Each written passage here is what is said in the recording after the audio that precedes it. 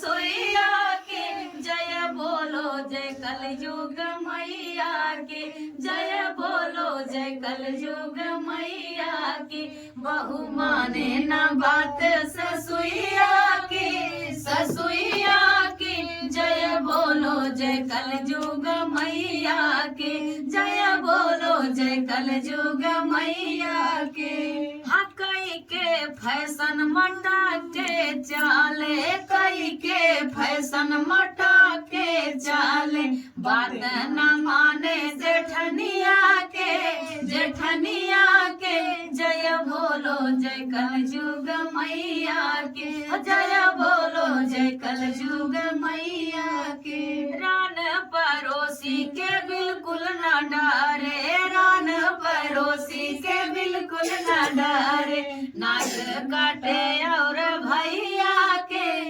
नाक काटे पापा भैया के अरे भैया के जय बोलो जय कलयुग मैया के जय बोलो जय कलयुग मैया के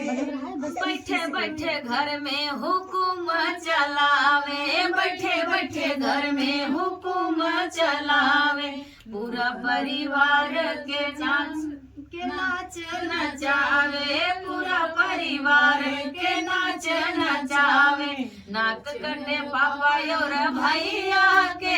अरे भैया के जय बोलो जय कलयुग मैया के जय बोलो जय कलयुग मैया के करत दुबराई गईली अरे कमावा करत दुबराई गईली भौजी हम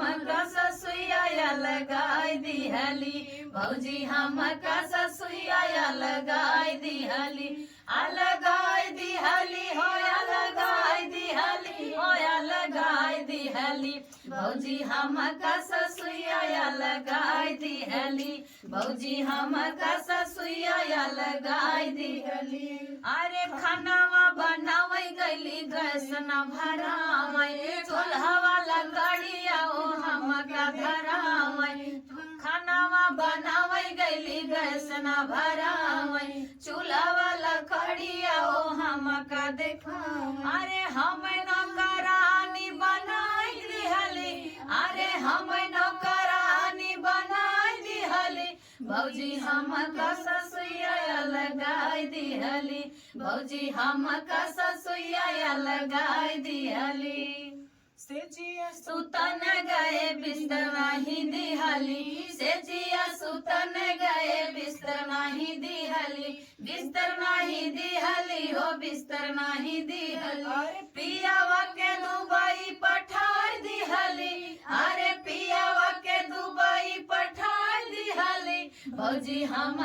ससुया लगाई दिहली भौजी हम ससुया लगाई दिहली लगाई दिहली होया लगाई दिहली होया लगाई दिहली भौजी हम ससुया लगाई दिहली भौजी हम ससुया लगाई दिहली ससुरे में नमवा कमाई अइली माई ससुरे में नमवा कमाई अइली कमाई अइली हो कमाई अइली हो कमाई अइली माई ससुरे में नमवा कमाई अइली माई ससुरे में नमवा कमाई अइली सास ससुर के कदर नहीं कैली सास ससुर के कदर नहीं कैली अरे ननदी के ससुरे पठाई अइली अरे ननदी के ससुरे पठाई अइली माई ससुरे में नमवा कमाई अइली माई ससुरे में नमवा कमाई अइली कमाई अइली हो कमाई अइली हो कमाई अइली माई ससुरे में नमवा कमाई अइली माई ससुरे में नमवा कमाई अइली छोटे कि आप ज्वार से बहा रही हैं आप खुश नजर आएंगी इसी चैनल के माध्यम से। तो आप सबसे रिक्वेस्ट है हाथ जोड़ के कि इतनी दूर से इतनी उम्मीद के साथ अगर आई हैं तो आप सब अपना प्यार दुलार आशीर्वाद दीजिएगा, सपोर्ट कीजिएगा। अगर ये हमारी बहनें आप सबके बीच में आना चाहती हैं तो आप सबके सपोर्ट के बिना अधूरी रहेंगी, तो आप सबसे रिक्वेस्ट है कि सपोर्ट जरूर कीजिएगा। रेनू पांडे चैनल को सब्सक्राइब कीजिएगा, अपना प्यार दुलार आशीर्वाद दीजिएगा। आइए प्यारा सा अवधि नाच गीत आप सबके बीच में दीदी के साथ सुनाते हैं। दीदी देखिए, दीदी की परेशानी का नाम है तो दीदी भावुक हो गई,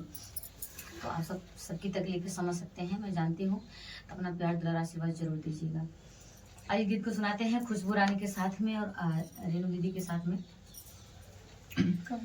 दोबारा आई गया बालम ज्योति हरा, दोबारा आई गया बालम ज्योति हरा,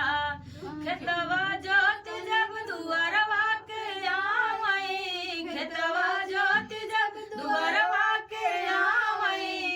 राजा देखई मसिनिया पे हरियर धरा, राजा देखई मसिनिया पे हरियर धरा, दोबारा आई गए बालम ज्योति हरा, दोबारा आई गए बालम ज्योति हरा।